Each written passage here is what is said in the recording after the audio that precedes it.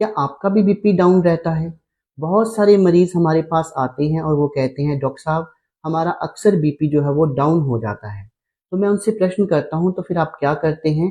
तो उनका कहना होता है कि हम नज़दीकी डॉक्टर के पास जाते हैं, वो हमें पीने के लिए ओआरएस दे देते हैं, एक ताकत का इंजेक्शन लगा देते हैं और कुछ सप्लीमेंट्स दे देते हैं खाने को।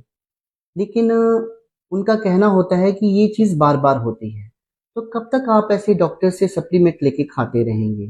तो मैं आज आपको घर पे ही जो 2 नुक्ते ऐसे आप कर सकते हैं, अगर आप करेंगे तो आप देखेंगे कि अब आपका बीपी जो है वो बार-बार डाउन नहीं होता है और आपको डॉक्टर के पास जाने की ज़रूरत नहीं पड़ती है।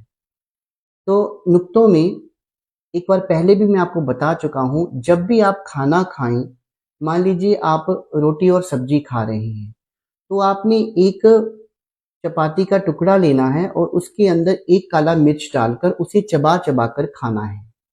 इससे आपका बीपी ना तो हाई होगा और ना ही डाउन होगा और अगर बार-बार आपका बीपी डाउन होता है तो वो मेंटेन रहेगा। जो दूसरा नुक्ता मैं आपको बताने जा रहा हूँ वो बहुत ही अच्छा है। लहसुन का नाम आपने सुना होगा। आपने रोज़ खाली पेट एक लहसुन की कली जो है वो खानी है। अगर आप उसको चबाकर नहीं खा सकते तो आप उसे ऐसे ही पानी के साथ निगल लीजिए। उससे भी आपका बीपी जो है वो डाउन नहीं होगा और इवन कि जो आपका मोटापा है, अगर आप लगातार इसको खाते रहते हैं तो आपका मोटापा जो है उसको कम करने में भी ये बहुत लाभदायक है। तो आप ये दोनों नुक्ते घर पे ही आजमाइए, किसी भी डॉक्टर के पास आपको जाने की ज़रूरत नहीं है, क्योंकि कब तक आप सप्लीमेंट्स लेते रहेंगे, इंजेक्शंस लेते रहेंगे।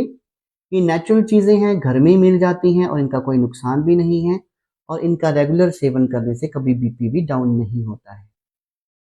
अगर इसी तरह की कोई भी आपके मन में क्वेरी है या किसी भी रोग के बारे में आप होम रेमेडी मुझसे जानना चाहते हैं तो आप कमेंट सेक्शन में कमेंट कर दीजिएगा। मैं उस पर वीडियो बना दूंगा। धन्यवाद।